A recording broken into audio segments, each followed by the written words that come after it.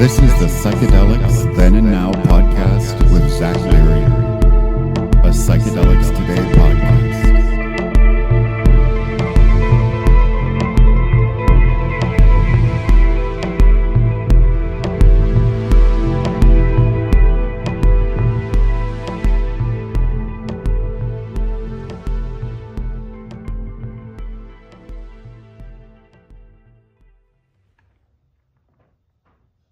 Hello, friends. Welcome to the Psychedelics Then and Now podcast. This is Zach Leary, your host.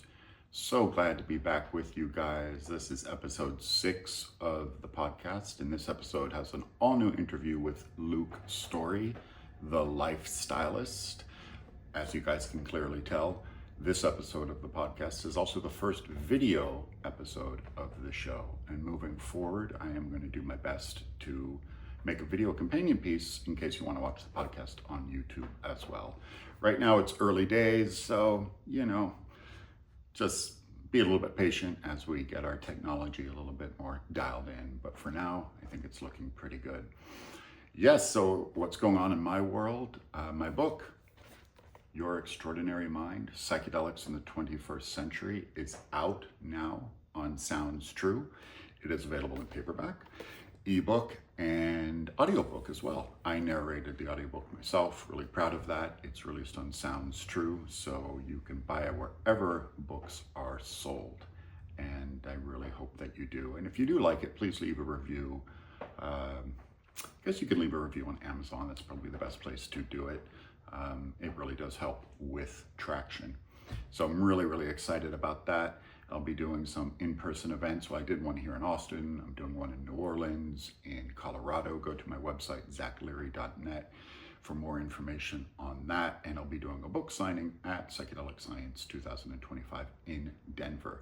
All that information is on my website. So to support the book, instead of bringing in third-party content like I usually do at the beginning of this podcast, I'm going to play the book trailer. Kind of a little bit of self-promotion, but the book trailer is really good. Sounds True did a great job at putting it together with some beautiful endorsements from Jack Cornfield and Alex and Allison Gray and Tony Bossis. So I'm really proud of that. So hang tight, watch the book trailer, and we'll be back in just a minute.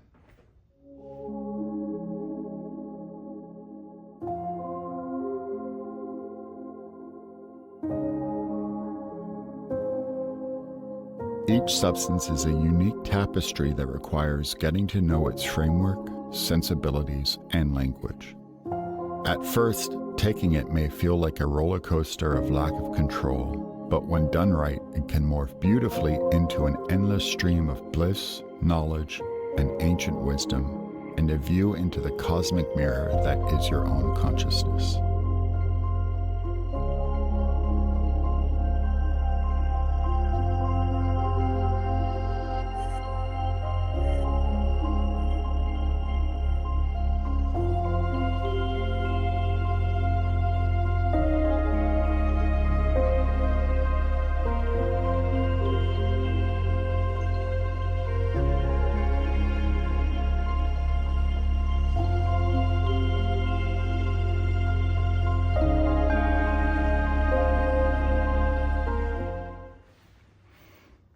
All right, I hope you enjoyed that book trailer and that it inspired you to pick up the book, Your Extraordinary Mind.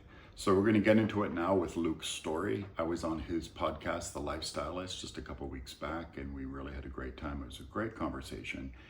And we kind of found out that our stories have a lot of commonalities to them, especially around the intersection of getting clean and sober, discovering or rediscovering psychedelics, and really reinventing ourselves. So there were a lot of parallels there that I found to be pretty interesting. And if you head over to his website, lukestorey.com, you can learn more about him. But, this conversation does speak a lot about psychedelics and how they can be very powerful tools for reinvention and discovering what maybe your path is, what your dharma is, where you're stuck. And I think Luke does a good job of sharing his story.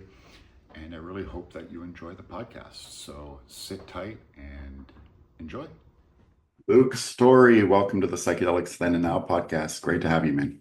Here we go. Good to see you again. Yeah, good to see you too. And in some ways, I kind of feel like, we did I did a podcast with you just a couple weeks ago, and maybe in some ways we're kind of picking up on a lot of threads and things that I wanted to ask you. And so I don't know, we'll see. But I'm stoked. yeah, Yeah, but happy to continue the conversation. There were so many things in our recording that I wanted to unravel, and time and format didn't allow, so I'm glad we get kind of a part two here for the conversation. yeah, likewise. And yeah, I feel the same. And while my podcast is a little bit more myopic and focused than yours, I mean, you kind of have like a overarching, health and wellness and human optimization. And, this podcast is, was the MAPS podcast, and all those episodes are still here, but it, does tend to focus on psychedelics, and that is the audience. But we can That's go. probably my favorite topic, by the way. I could have a podcast like yours if I felt qualified to do so. It's kind of like all I get really excited to talk about these days. Well, before we do get into that, I did, I think, starting with transformation of who it is that Luke is in this world, I think your story is, it's really interesting. And the first time that I kind of heard your story, there were so many parallels to mine. And it really, I mean, guys, we discovered on your podcast, I mean, we were even getting drugs on the same corner in Los Angeles. The same Burger King. Same birthday. And yeah, but there's so many similarities. But yeah, I just kind of wanted to start there and just maybe paint a little picture for the audience, how you went from fashion mogul and what happened and what caused the shift in you to sort of leave that behind and reinvent yourself. Yeah, that's one of the best decisions I ever made. When I got sober when I was 26 in 1997, Okay. and you and I unpacked, as you said, a lot of similarities in terms of our path there. But the short story of that is, I was just a kid that experienced a lot of trauma and was just very confused, and moved to Hollywood when I was 19 to play music and do drugs without interruption. And I did both of those until Not interruption. yeah, the wheels fell off. In really not it's not such a spectacular way. It was more of an internal bottom, just a abject hopelessness and dead end. And interestingly, as an aside, I didn't correlate this experience into my getting sober until I was about 22 years sober and started working with ayahuasca. And I was brought back to one of many bad mushroom trips that I had when I was still using all the other drugs with it, and just had like essentially kind of a nervous breakdown, just a total bad trip, and just sunk into a really dark place. And within the context of that dark place was the realization that I was going to have to get sober. And I forgot about that. And then about 6 months later, it's a very long story of how that actually transpired, but I went to treatment. But I think it's interesting, in the context of this conversation, that really one of the primary motivators and awakenings before I got sober had to do with psychedelics, Yes. you Yes. know, um, which, I never thought about that because I framed that experience as something negative because it was, terrifying and painful and all the things, right? But in hindsight, it was like, oh, the spirit of the mushroom was going, hey, tapping me on the shoulder.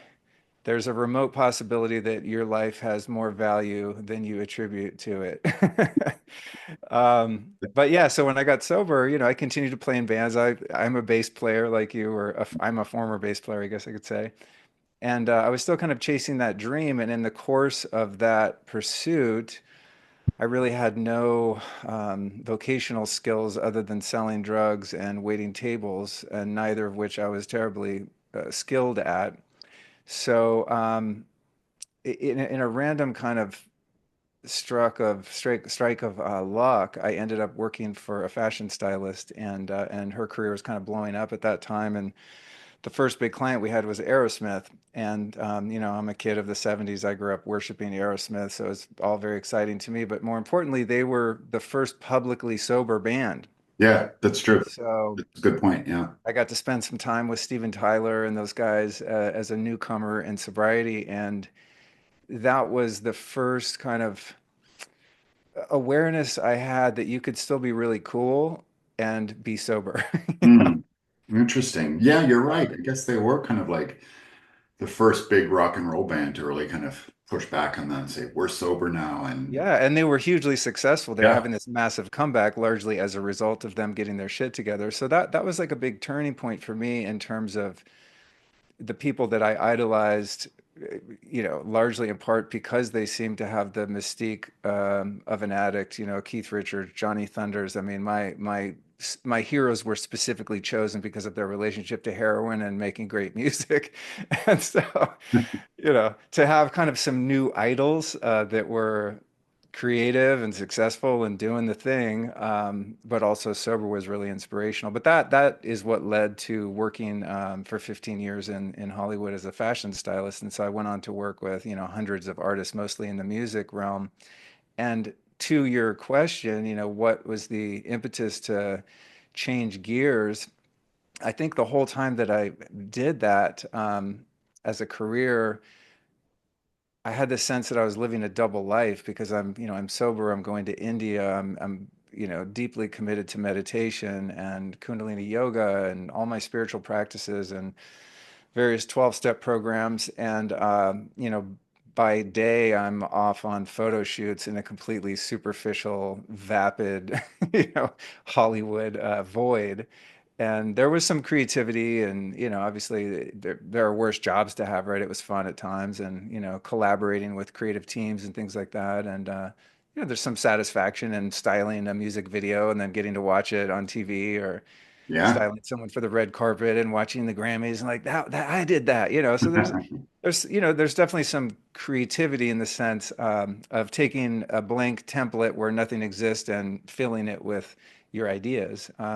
But that said, I was never into it. You know what I mean? Like I didn't care about celebrities. I wasn't, I don't know, I wasn't like a fanboy in the sense of, wow, I'm getting to meet, actresses and actors and things like that. I just was totally disinterested. And, like it was difficult to really sustain that career, as a fashion stylist because, the pinnacle of that would be maybe going to New York Fashion Week and sitting front row at one of the fashion shows. And Sure, sure, sure, I sure. could think of few things I would despise more than sitting in a fashion show, Yeah, you yeah, know. yeah.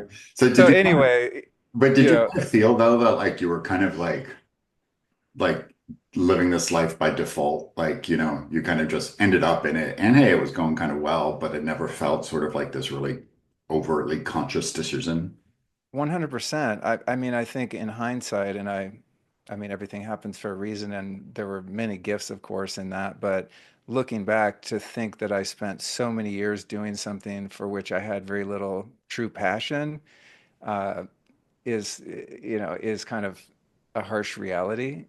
And Yeah. I think behind that was just, I don't know, not it wasn't a lack of motivation because I really put a lot into that career and I was successful in doing so. But I think a lot of it had to do with just self-esteem and self-worth and not really having a sense of purpose or direction because my purpose was derived from my involvement in 12-step groups and sponsoring people and being of service. I mean that's where I really like found the most value in my life and also just changes I was able to make for myself and ways in which I was growing and all of that. So I was being fulfilled kind of in my private life, but it was so contrary to what I did professionally that I think at a certain point I just thought, man, I don't know what else to do, but I can't do this. And by the time I started my podcast in 2016, I had cultivated a lot of relationships in the wellness scene and various kind of spiritual circles and whatnot, and had amassed some level of experience and expertise in different areas around that. And I was an avid listener to podcasts and audiobooks and audio programs. I mean, it was one of the keys to my sobriety. Really, was just. I mean, I used to listen to speaker tapes just over and Ah, over and over totally, again. man. Yes, yes. Because as a fashion stylist, as glamorous as that might sound, you're essentially a glorified mover. Like you move product from point A to point B and then back to point A when you're done, essentially. So I spent, I don't know, thousands of hours in my car in LA traffic doing that job. And so I brainwashed myself with, I mean, Ram Dass tapes and Wayne Dyer and Eckhart Tolle and AA speaker tapes and that. So I was really into audio, because it was so portable and it had helped me so much. And so when podcasts kind of hit the scene, I started listening to a lot of those. And that's why I decided to go that route. I thought, wow, I have a pretty good sense of who I'd like to talk to and people whose voice I'd like to amplify because they've been so helpful to me. Yeah. And it was, it was pretty successful right away. And so there was about a year period where I was balancing between the two. And then once I was able to support myself, with my personal brand and doing the podcast, I very quickly retired from the fashion industry and never looked back. So, During that time, I also started a fashion school in 2008 oh, and ran that simultaneously, which was a real gift because I learned a lot about entrepreneurship and marketing and content creation and things like that. And thankfully was able to exit that business a couple years ago, and a outfit bought it, and they've been very successful carrying the legacy on. I was actually just looking at their Instagram yesterday. It's called oh, School wow. of Style, and Okay. I was like, man, thank God. It would have been just so disappointing if I just had to let it die on the vine because I just lost all passion for it and interest. I mean, it was a great way to make money, but it wasn't fulfilling in any other way. And money in and of itself is not enough of a motivator for me to continue to do something I don't enjoy. That's kind of like the great rub with American idealism, right? It's sort of like, reckless, uninspired capitalism. I have no problem with people who, if you have a really good idea that you're really passionate about and it adds value to the world and hey, it makes you do financially well, that's fine.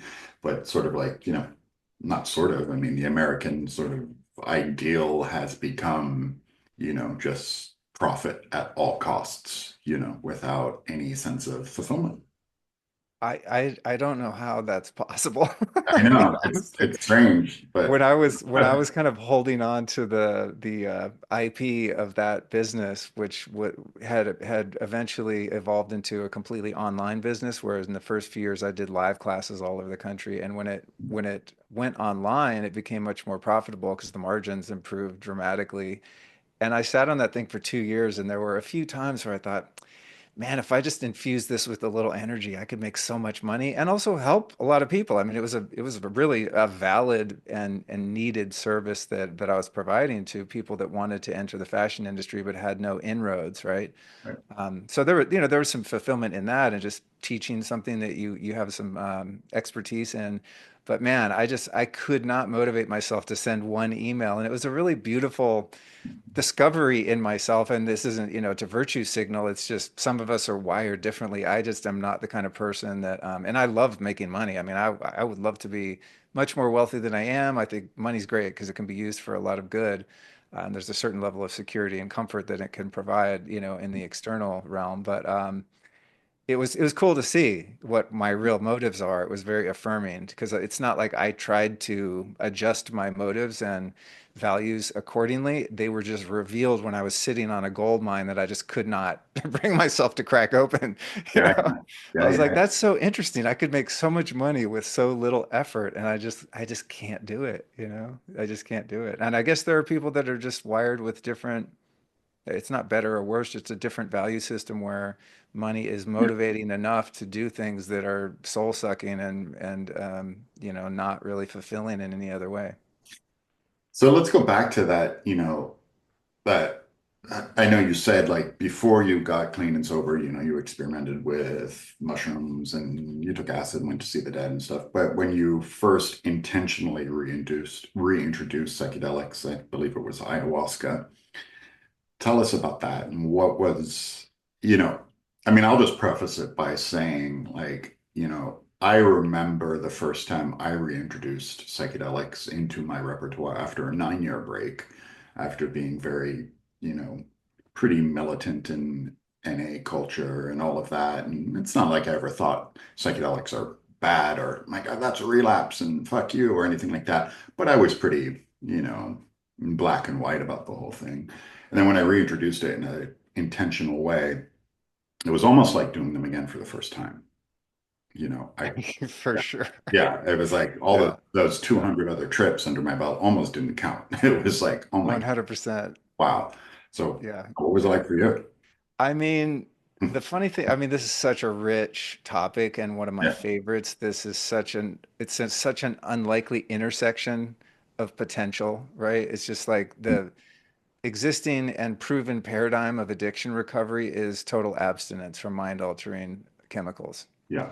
And I mean, that's the most proven historically that I know of, right? Punishment doesn't work very well.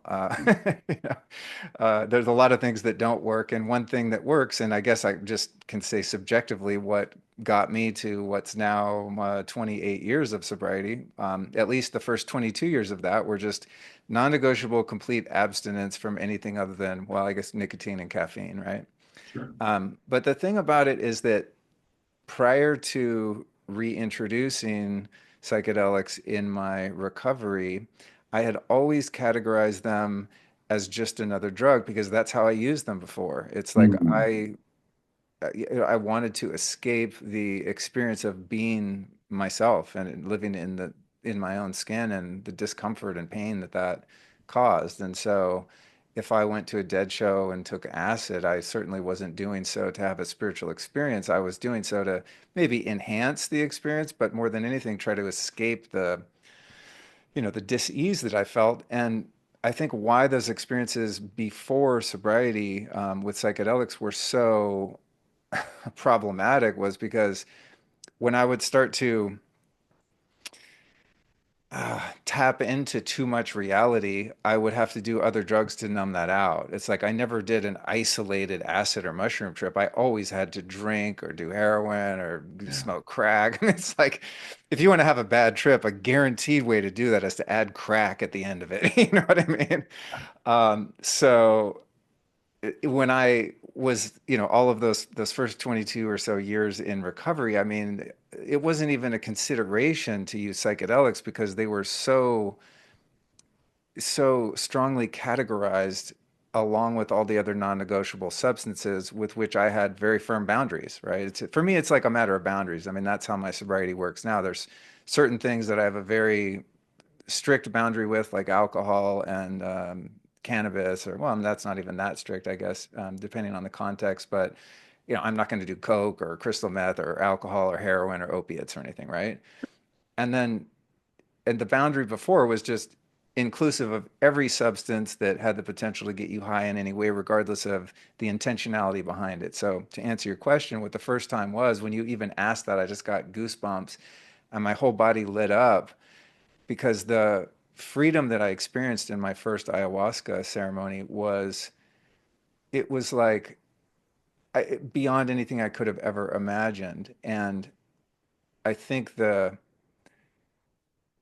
key to that initial experience was that I finally was able to stand on my own 2 feet and trust myself and the direction of my spiritual growth and progress. And I had reached a point in one particular area of life, sexuality, romantic relationships, where even though I had changed so dramatically from the time I got sober until I finally sat with ayahuasca, I was just absolutely stuck in that area and had That's applied specific every, in that area. yeah, I Yeah. mean, just the the the paradox of like all, how successful I was in so many other areas of life. I mean, internally and externally, Yeah. and how dysfunctional and stuck I was in that. It just didn't make sense. And so that's kind of what opened my mind to the possibility that maybe there was some deeper healing available there. And when I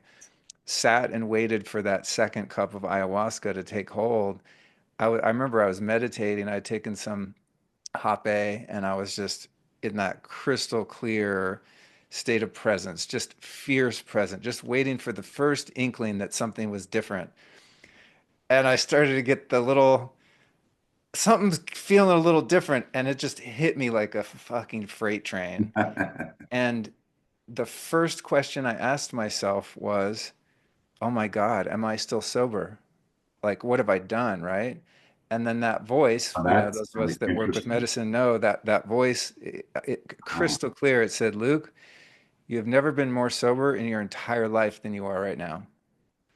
It's a And really interesting thought. Wow. yeah, and in that was just absolute liberation. And what I took that message to mean was that I was more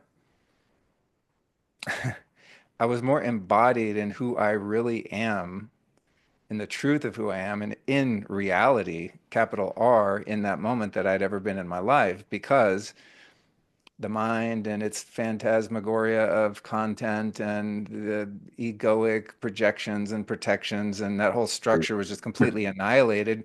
Yeah. That, me as an embodied soul was there in a really powerful and tangible communion with God. And so, looking at sobriety from the lens of sanity, which is kind of how I define sobriety.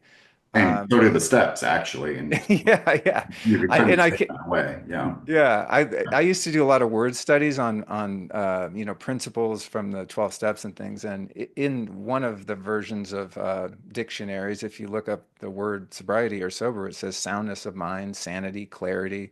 If you think about like the term sober as a judge, it's like, well, it doesn't mean they didn't have a drink. It means That's right. they're in their integrity. They're standing on a firm foundation and they're sane and rational, right? So I think that's what that message was about. Like, no, this is where it's at right here. And A and B, you can define your sobriety however you want. You're free, because there was a lot of identity tied to I'm in recovery. I have X amount of years sober. I raise my hand in a meeting and I take a birthday for 20 years, 21 years, etc. I really had to let that construct go or reimagine that construct. Yeah. And that was scary. And in that moment, it was such an affirmation that you know who you are. And it's okay to be who you are and where you are right now and moving forward. So it was like this key that unlocked Yeah. this new world of possibility and healing and also in spiritual experience, which was the whole point of the 12 steps for me anyway. So that's the whole point of it. Yeah, and that is, yeah, you bring up several really interesting points, but yeah, I mean, one, and these are sometimes hard for me to talk about because I still have a lot of love and respect for the 12-step community. A lot of very close lifelong friends are still very active and I love them so much. But the thing that you were saying, like, I mean, the 12-step community does portray itself as being egalitarian, one addict helping another sort of thing.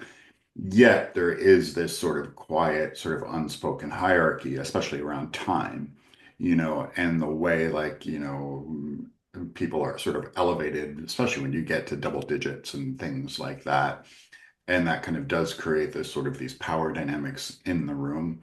Um, and I love that you did sort of revisit that concept and kind of looked at it for what it was, and or for what it is. And, in my opinion, don't get me wrong, it's not an easy thing to get 30 years clean and sober. Of course, it's really difficult yet again, but on the same side, it's sort of, hey, I thought we were all in this together, and how we're looking at each other and judging each other and stuff like that. So there's kind of like this strange rub, and I'm glad that you kind of saw through that facade, because to me it feels sort of like a classic Ram Dass thing, like the illusion of separation, right?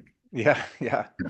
I think that was made a bit easier for me because I wasn't active in Alcoholics Anonymous at that particular time because I had run into all these other issues that were outside of the paradigm of AA, right? It's like I'm sober, like I'm not having a problem not drinking, and I'm able to help other men achieve that goal. But I'm completely insane in these other areas of life. So I'm going to Al-Anon and SLA and all of these other kind of 12-step meetings as a newcomer. And in those meetings, no one's concerned if I'm going off and drinking ayahuasca. It's not Right. relevant to that particular issue that we all share, that we're supporting one another in. So it was a little bit easier because of that. It's not as if I had to walk back into a meeting and go, "Hey guys, I'm not sure if I'm still sober," or whatever.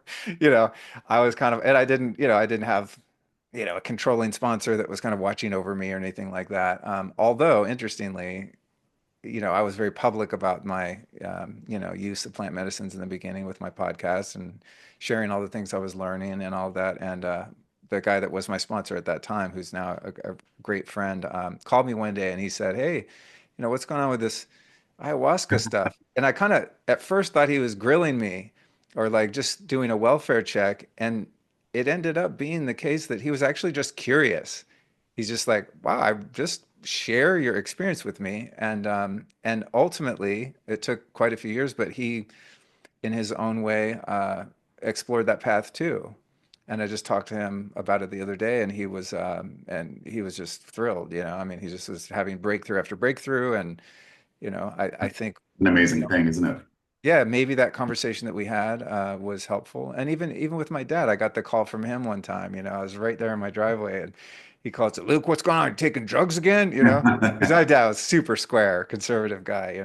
But I I'll do call you. find that sort of like in the last, I don't know, maybe the last 10 years or so, maybe a little bit less, but that I do find a lot of people in the 12-step community, especially people I know, their views have changed a lot than, say, 15, 20 years ago. There's a lot more curiosity on it. I'm not sure that there's widespread acceptance yet, but there's definitely a lot more curiosity and sort of lack of judgment and like, oh, tell me about that, Zach, rather than like, oh man, you relapsed, you take a newcomer trip yet? There's a lot more and yeah, no, I don't know. I mean, what do you think is the cause of that, the psychedelic research has won or what? I think it has something to do Hmm. with that. Sure. I mean, Yeah. when academia is, interested in making progress, it Hmm. legitimizes, I think, the Sure. practice as a whole. But again, I haven't been that involved in 12-step meetings in recent years, but through the friends that I have that are still there, I think there's much more awareness around trauma, That's right. Yeah. with the work of Gabor Mate and people like that that are really at the forefront of making that connection. And in all of my years of recovery, I don't think I ever heard the word trauma once or PTSD. It was just like you do your four-step, and if you still have resentments about, people that abused you, we got to deal with those. But it's like, Yeah. I mean, there's just deep wells of trauma that were for me definitely at the root of my addiction. And so that wasn't really talked about. There was kind of, in my early recovery, the power of now, came out, and so there started to in the program. Thankfully, there was more awareness around, the mind and differentiating mind, ego, true self, that kind of thing. I mean, even in the AA literature, it talks about the bondage of self. Well, what is self? So there was some kind of, the thought sphere, I think, opened up in terms of just the psychology behind addiction, but not so much the trauma. And I think people now, like me, are probably going, okay, I mean, I can work these goddamn steps until I'm blue in the face, but underneath all of that is some really, really deep hurt. And psychedelics have been for me the most powerful way to get in there and really resolve that hurt. And on the other side of that hurt is the Yeah. freedom that I used to look for in drugs and alcohol. And that's what I wanted to ask you next. Like you said, when you first did that first ayahuasca experience, you were, really mired in a bunch of issues that really had nothing directly to do with traditional sobriety and dabbling in other fellowships and stuff like that. So did these early experiences of intentional psychedelic use, did it really help resolve these issues pretty quickly? Oh my God, yeah. I mean, it not only resolved the issues, but I mean, oh God, it's so difficult to articulate, in a concise way. I think I knew about the experiences in my childhood, right? I knew that I was sexually abused when I was a kid. I knew that, my mother had substance abuse issues and that there was some neglect there. I knew that my dad was a dry drunk, rageaholic, and was terribly verbally abusive and cold and mean. And that I was just maladjusted as a result of my childhood, but I had no idea until various medicine experiences showed me with depth and clarity how much those events in my childhood had impacted me and how deeply I was hurt. I just literally had no idea. Like, I couldn't put myself back in the in the place I was as a child to be able to kind of relive and recontextualize those traumatic experiences. And so the way the medicines have really helped me move through those issues that were manifesting as an adult was really like taking me to those core wounds and helping me to see them in their full expression and their full reality, as painful and terrifying as that was at times. But it's almost like a lot of the healing came in just being able to see the truth in what I had experienced, and to acknowledge that, right, and stop abandoning myself, or minimizing the impact of the traumatic experiences and so on. And on the other side of that was also a lot more kind of, this is over the course of a few years, but once a lot of the kind of baggage had been cleared of what had happened to me, then there was a lot of deep inventory work and many further and more meaningful amends that I had to make, because I was also able to see how my behavior, even in sobriety, had really been motivated by all of those unhealed parts of myself. So there were, have been many phases of refinement of my character, and my morality and the values that I stand by or don't. And it's like a narrowing of the path in such a beautiful way that it's like if you use the term like getting clean and sober, Yeah, I was much more sober than clean for a long time, yeah, sure.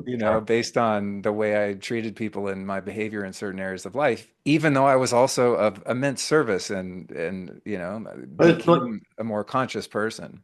a lot of what you just spoke of there, and really having that, the sort of that cosmic spotlight that psychedelics shine on these core wounds, um, and at first, at least in my experience, I think a lot of people's experience too, at first that is a beautiful thing to experience, but it's also very painful, right? Especially as we get older and you sort of have this realization that, like, oh, you've known it's been there all along, but you've found sort of creative ways to sort of shove it down and not really deal with the core issue, and tangentially deal with this issue, but not that issue, and so on and so forth. And I think psychedelics have this knack for really exposing the core wound in each of our individual capital S self kind of incarnation things. And I mean, was it initially painful for you, or did it sort of turn to beauty and healing quickly? I think because of the field that's available with psychedelic work, of course there were emotions that needed to be processed, and there were a lot of tears, and there was rage, and there were things that I would normally spend a lot of time avoiding, and did for all of my life. But there's a certain bubble of safety, at least in my experience. But I've also been very picky about when and with whom I work with psychedelics. I've been very fortunate to, have great facilitators and great space holders and all of that. But it's like I've never been in an experience and processing something painful and had a problem with it. It's just like, oh man, I know this is really good. I'm in there, man. I'm in there. There have been many times, this is my thing, like if it's an eye mask situation, especially, I'll get an invite from my subconscious or God or consciousness itself, right? Hey, do you want to go back and look at this part of your life, right? Yeah. And it's like I know it's going to be gnarly and crunchy, and I'll pause and sit up, grab a drink of water, take a deep breath, take a few more breaths, put my eye mask back on, and I go in and I surrender to whatever is being shown and whatever it is to work through. And so I think 22 years of constant surrender in my recovery program gave me the capacity to be able to surrender into those really dark memories and things that I needed to process, because there was very little resistance. In fact, I've only had one experiences with one 5-MeO DMT journey where I actively resisted. I tried to stop it. I literally sat up and I was like, I'm out. Make it stop. I'm done. I'm not doing this. I'm not going there. The whole thing. I'm Good luck writhing with around, that. freaking out. This had a full blown, like a cartoon like ego death. Like you couldn't write a better ego death. And that was really the only time I resisted. And it was very difficult solely because I resisted, and I kind of know that in life in general and especially in spiritual work. So incrementally, as I've kind of worked from the deepest layers of trauma, hurt, dysfunction, it's like it's gotten more in, as I said, into the realm of like, oh, wow, I need to take responsibility for how these issues have manifested in my life and how they've affected other people, right? And that's pretty crunchy too. But then through the layers of that work, then it moved more into creativity and manifestation and ideas for a book. And wow, what if I looked at things this way? Just more like expansion of awareness and tapping into that quantum field of possibility, right? And having experiences with God that I just, used to read about or dream about, and Yeah. my fear of death being annihilated, my absolute certainty that I am a eternal soul that happens to be in a body, like all these spiritual ideas that I resonated with and read about or learned from other spiritual teachers, but didn't have subjective, tangible experience of or with. As I moved through the work over the past few years, I mean, there's just been like Bufo, for example, I like to call it the cure for atheism. It's just like, I mean, come on, what is happening there? I mean, it's a supernatural, it's not even a psychedelic, it's supernatural. It's ineffable. It is beyond worlds. And those experiences were much less about like, oh, let me, work on that I was molested. It's like, that's not even important anymore at a certain No, level. you're beyond the material world, and that's Yeah, I mean, it's like, oh wow, I'm playing in the soup of consciousness here. What am I doing with my life? Like, how can this be more meaningful? And how can I squeeze more juice out of this incarnation yeah. and and be the highest expression of love, which is what I learned that I was actually here to do and to be reminded of, So it's like from the trenches of like the deep, gnarly medicine work to the exalted higher states of consciousness everywhere in between, as it relates to sobriety. It's like that's done nothing but solidify my commitment to my path. Mm.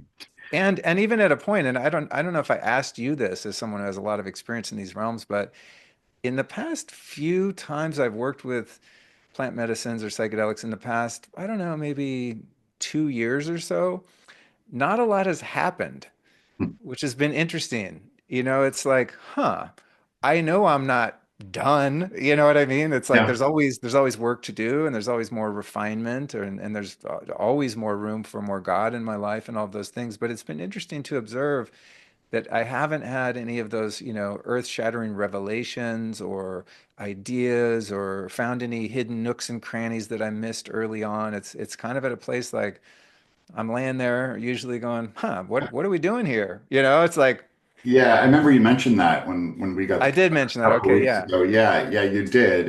And to me, I don't know, I kind of categorize that sensation as I would with any other spiritual practice. And in this case, I think 9 times out of 10, I think psychedelics, using psychedelics are a part of my spiritual practice. Maybe 1 out of 10 times, it's a little bit more recreational, but for the most part, it is. And when we go into intense methodology, when we're really attached to the method, we're going in with such high intentions and like this, to be honest, sort of like this attachment of having to get pretty tangible results out of it. Right, right. Yeah. I'm going to meditate for XYZ, or if you have an intense asana practice, 2 years later, you can twist yourself like a pretzel and your body feels good. And then after a while, it just becomes, hey, it's just the classic Buddhist thing. What do you do before enlightenment? Chop wood, carry water. What do you do after enlightenment? Chop wood, carry water.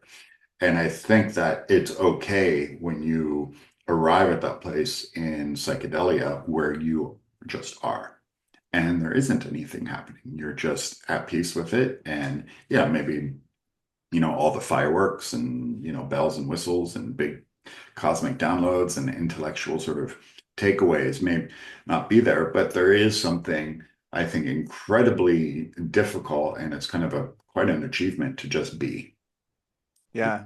I mean, Yeah. I certainly feel Yeah. like speaking for myself as relating to my addiction, I think one of the things that I was running from and when I was in active addiction, including my relapses, I've had relapses unlike you, was that, I had a really difficult time just being still, doing nothing, and just being in peace, feeling and just being, And so I don't know. I don't look at it as necessarily a bad thing. I just look at it as, hey, well, that's what the medicine has in store for you now. And it is Yeah. a clear indication that you've done a significant amount of work, and that, yeah, maybe just the, I appreciate that reflection. yeah. It's funny, the last time I worked with ayahuasca was probably about a year ago, and it was just one night, and it was a treacherous night because it would be what some people refer to as a nada. I mean, I drink a lot of medicine, and I'm waiting, just like, hello, where's the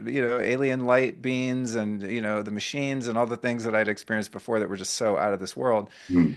and nothing really psychoactive, to my knowledge, was taking place. Nothing discernible. I just got incredibly physically sick to the point where I almost had my wife call 911. Like I Oh, thought I oh, might be checking out. I got so sick. wow. Not a fun experience. Yeah.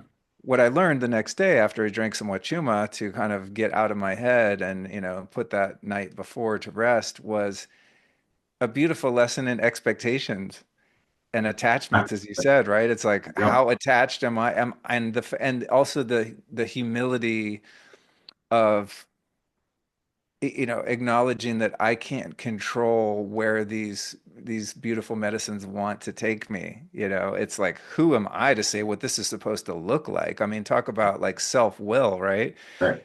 It's like you're taking one of the most powerful substances on the planet, thinking like, "Oh, you're gonna get what you want." It's not about what I want. It's about surrendering to what the field of consciousness wants, right? So That's right. And who are you to say what it is that you're supposed to get out of it?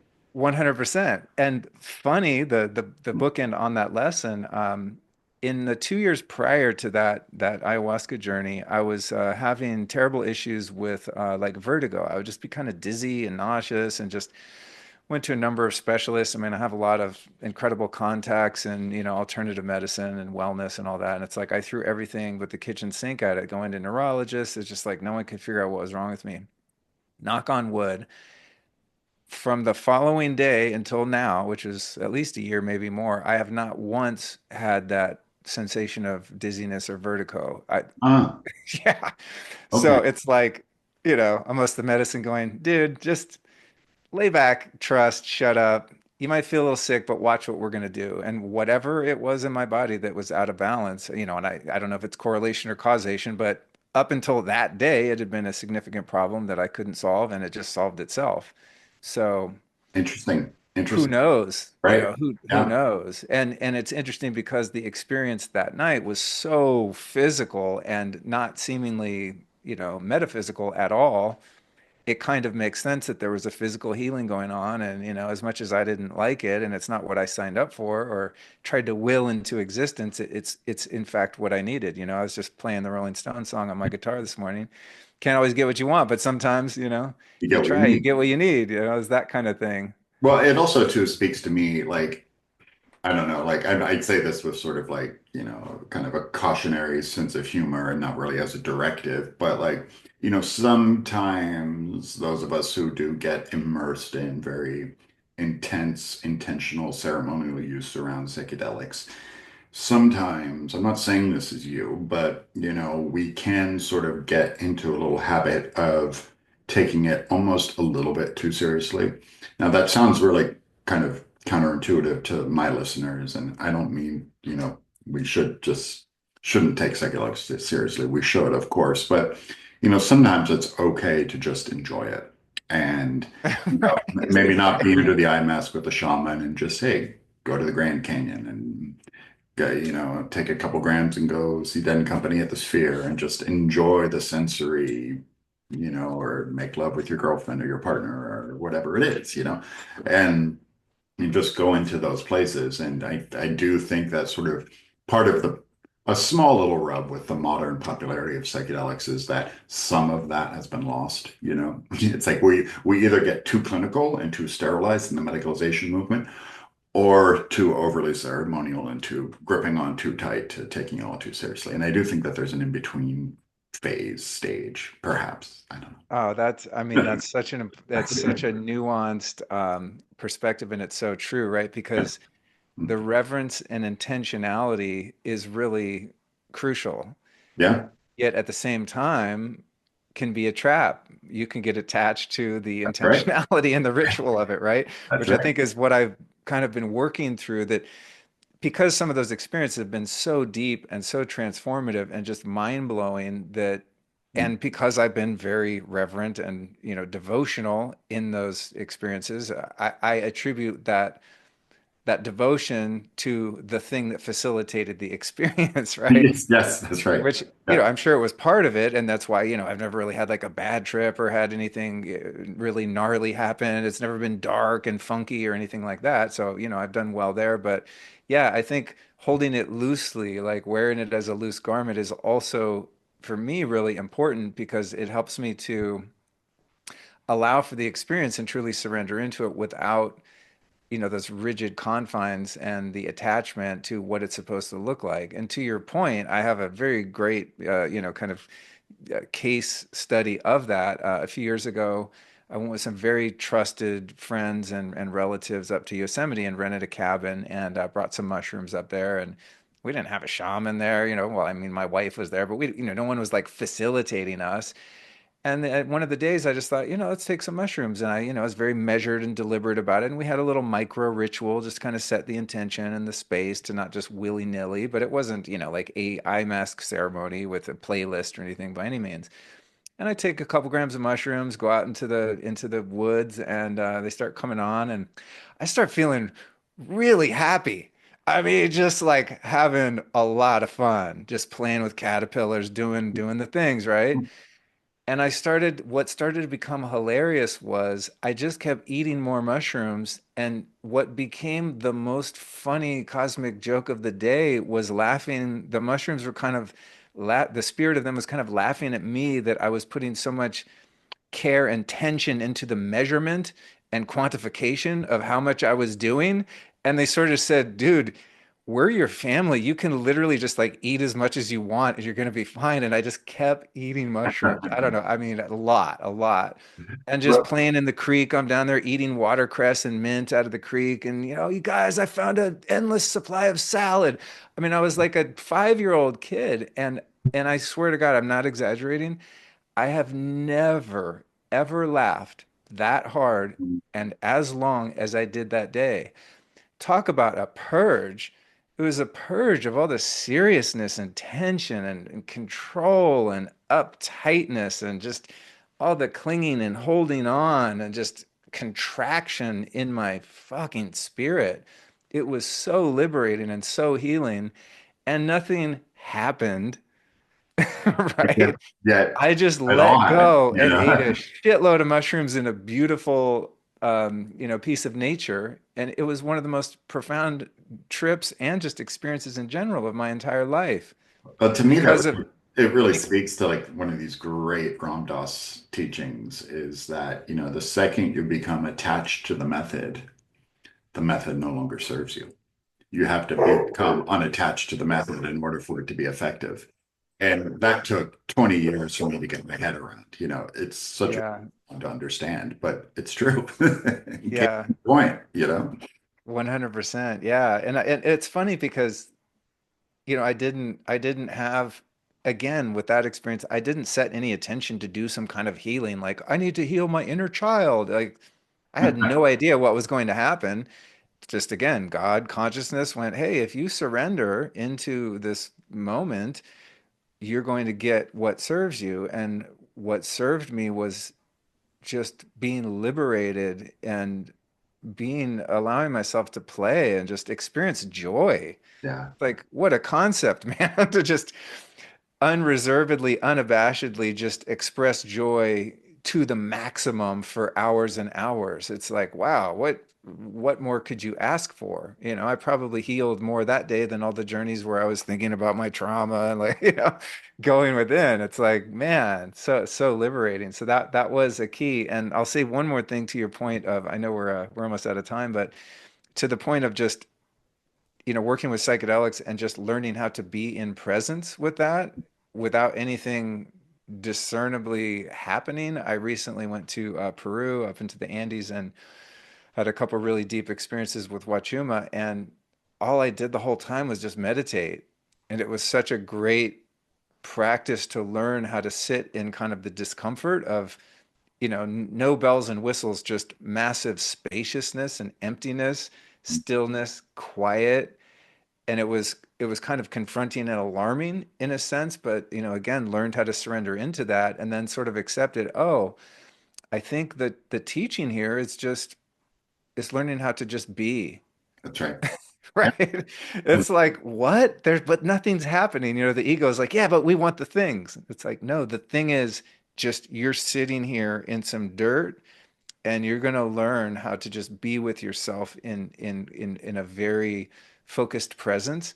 Yeah. And perhaps if you're able to do that here, you can take that into your day-to-day life, into your waking state. Just like, 20 years of meditation. What's the point to sit and learn how to meditate better? No, to learn how to make your life a meditation. That's right. And if you look at any of the great sort of spiritual archetypes of humanity, whether that's the Christ, the Buddha, Neem Karoli Baba, Ramana Maharshi, whoever, any of them, really, it's like these guys and ladies, and they just sat in presence. It's not like they spent their days just doing things and writing endless amounts of discourse, and they just were in presence. They just were there, and that is a really tricky thing for the Western mind to do and highly underrated, I think. Yeah, yeah.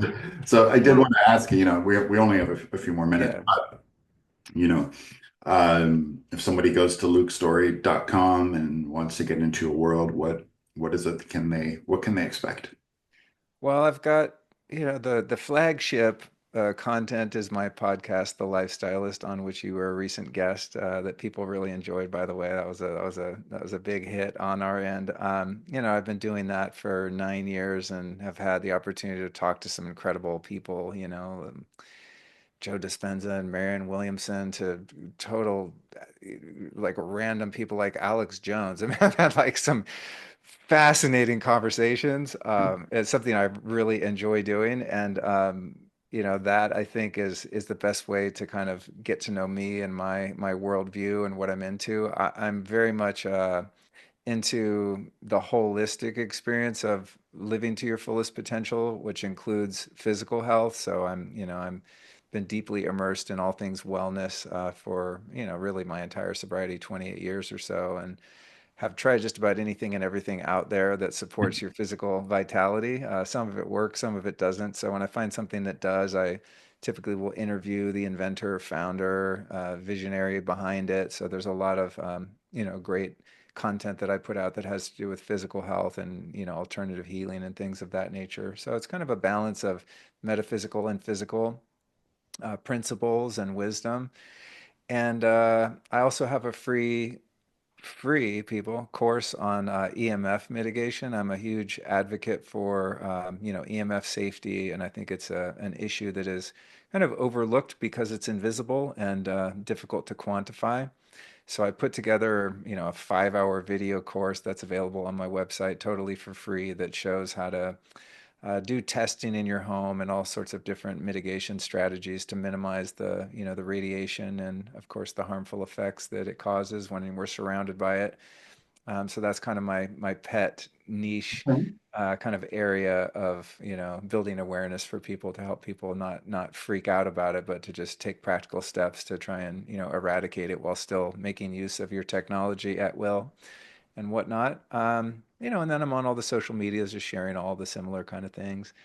It's funny, as someone who does what I do, I don't really sell. I don't have anything to sell. Most people that I interview, it's like they have something to sell, a product, a service, information, which is great. I have no issue with that because people need the information. But yeah, I just kind of recommend great things that I find in the world, and I have a store on my site that's just like an affiliate store essentially with all the different health gadgets and supplements and things that I use personally and recommend and things like that. So I think of myself as kind of a aggregate for information. I put my feelers out into the world and find the best of the best in different categories of wellness and spiritual growth, and talking to people like you, and just try and broadcast things that I think actually really help people out into the world. I love that, Luke. That is a beautiful manifesto. And yeah, thanks for hanging out with me and for coming on the podcast. Your story and your work and your perspectives are really amazing. I really like our time together. Thanks so much, man. Likewise, I look forward to seeing you at your book release party too. Oh, thank you. Yeah, soon come.